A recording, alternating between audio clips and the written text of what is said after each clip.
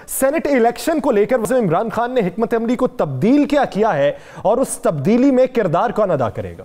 देखिए यासर, वज़ीर-ए-आज़म पाकिस्तान इमरान खान साहब ने पहले तो ये चल रहा था कि ओपन बैलेट होता है तो सारी चीज़ें क्लियर हो जाती है, वो किसी का वोट नहीं मारेंगे, कोई इनका वोट नहीं मारेगा और सीधा सीधा इलेक्शन होगा। लेकिन जैसे ही अपोजिशन जमातों ने अपनी लॉबिंग शुरू की, जैसे ही उन लोगों ने ख़रीदो फरोख्त के लिए काम शुरू किया, अफवाहें बार गर्दिश करना शुरू हो गई, तो उसके बाद हुकूमत ने भी अपनी हिकमत अमली तब्दील कर ली। सबसे पहले तो मैं आपको बताऊं कि हुकूमत ने अपना स्कोर मुकम्मल कर लिया। यासर, ये मैं आपको बिल्कुल मुसद्दक़ा दे रहा, हुकूमत ने अपना स्कोर मुकम्मल कर लिया। जिन जिन जगहों पे इन्हें शक था कि इन जगहों से इनके ख़िलाफ़ साजिश हो सकती है, यहाँ पर ये लोग फलां के असर वसूख की वजह से कुछ और कर सकते हैं। आपको पता है, एक कहा जा रहा था तहरीक इंसाफ की एक साबिक़ा शख्सियत बड़ी एक्टिव और एक्टिव भी थी, वज़ीर-ए-आज़म ने खुद मुख्तलिफ लोगों से रब्ते किए, 4 रुकनी एक टीम तश्कील दे दी है। ये बड़े सीनियर तरीन जो है सियासतदान, उनकी टीम है और हुकूमत के अंदर मौजूद हैं। वो अब उन्होंने अपने तमाम पत्ते जो है वो उन पर काम करना शुरू कर दिया है। यानी ताश के वो तमाम पत्ते जो होते हैं ना, कि जिसकी वजह से आप हर गेम जीत सकते हैं, ये सारे पत्ते वो शो नहीं किए इन्होंने, लेकिन उस पर काम शुरू कर दिया है।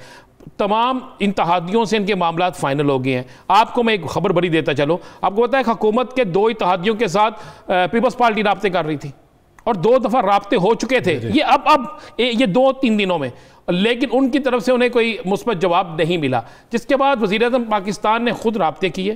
पहले तहरीक इंसाफ के अंदर जो बेचैनी थी वो ख़त्म की गई, और ये तो हमें मानना चाहिए कि वहाद एक जमात है जिसमें अक्सरियत जो टिकटें हैं वो कारकुनों को मिली हैं। उसके बाद वफाकी एक ऐसी नशिस्त थी जिस पर यूसुफ रज़ा गिलानी के हवाले से शोर मचा हुआ था कि 7 से 8 या 9 वोट जो हैं वो ख़राब हो सकते हैं, जिनमें से इनकी रिश्तेदारी।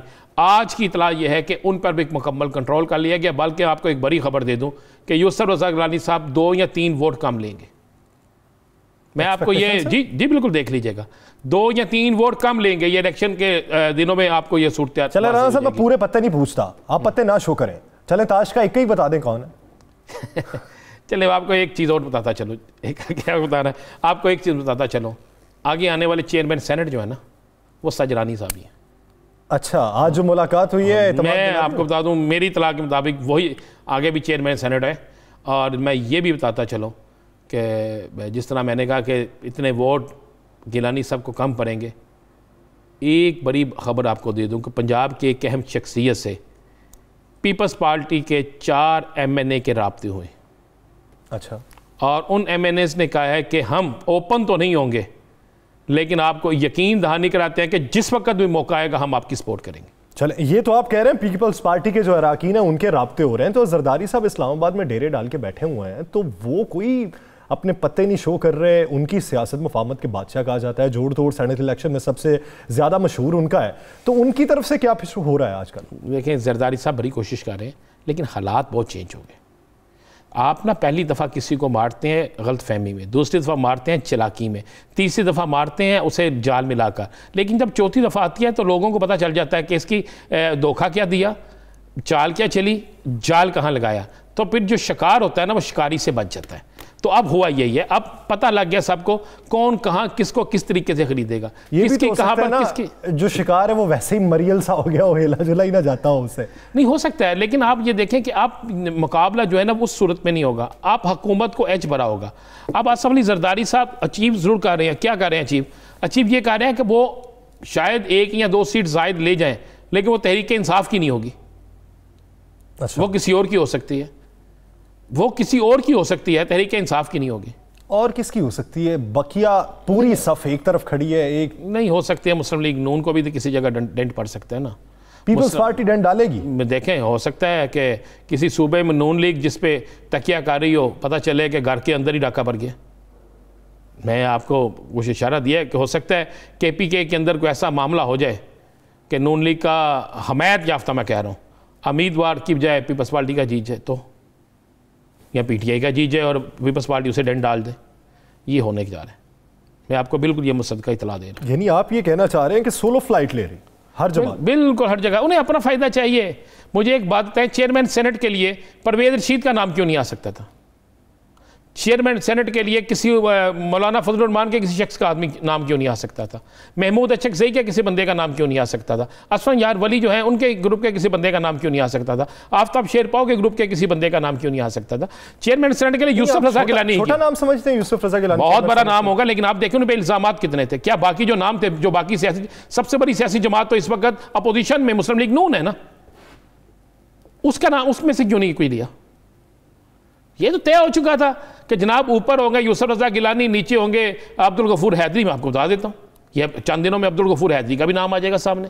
लेकिन ये सब कुछ उसी वक्त होगा जब उनकी आरज़ुएं, तमन्नाएं, सब कुछ पूरा होगा, उसके बगैर नहीं। लेकिन वो पूरी नहीं हो रही, मैं आपको बता रहा हूँ।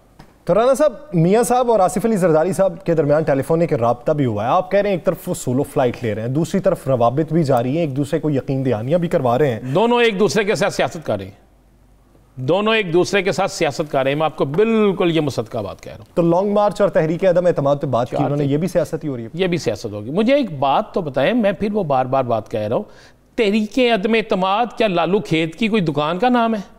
तहरीक अदम एतमाद आप क्या समझते हैं कि 4 बंदों की चीज़ है? भाई तहरीक अदम एतमाद के लिए काम करना पड़ता है, तहरीक अदम एतमाद के लिए आपको शो करना पड़ता है। क्या इनके पास उतने वोट हैं? क्या मुस्लिम लीग नून के सारे लोग इनके सामने खड़े हो गए?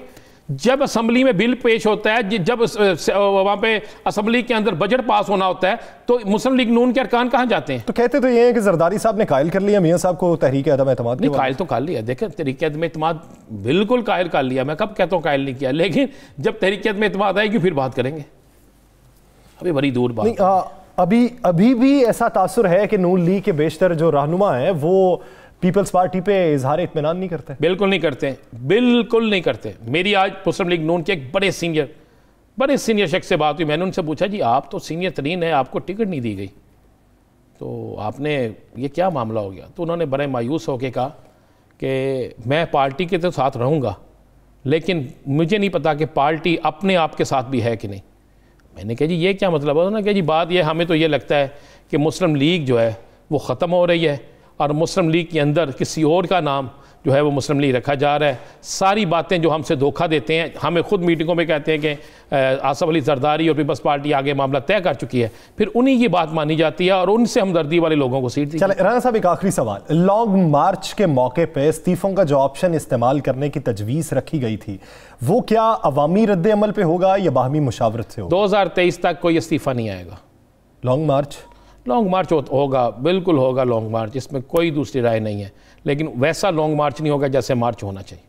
यानी आपकी नज़र में लॉन्ग मार्च भी नहीं होगा, इन हाउस तब्दीली की जो बातें हो रही हैं वो भी नहीं? या सर ये वही होगा मेरा लॉन्ग वाचा निगाह मारदा आई हुए, ये देख लीजिएगा, ये लॉन्ग मार्च वैसे नहीं होगा। यानी ठंड प्रोग्राम आपको दिखाई दे? बिल्कुल ठंड प्रोग्राम। यानी गरमाइश जो है वो सियासत में मजीद नहीं बढ़ने वाली सेनेट इलेक्शन के बाद कुछ हद तक। देखें, शबान का महीना होगा, रजब के बाद शबान आएगा, बड़ा मुकद्दस महीना है, लोगों ने बातें करनी है। उसके बाद जनाब मौसम की भी शिद्दत आप देख रहे हैं, तो ये सारा कुछ होता जाएगा। लिहाजा छोड़े बेचारे लोगों की बातें करने, वक्त आएगा, रंग दिखाएगा, हम भी देखेंगे और देख के फैसला करेंगे कि अपोजिशन की जो सियासी हिकमत अमली थी किस कारगर साबित हुई।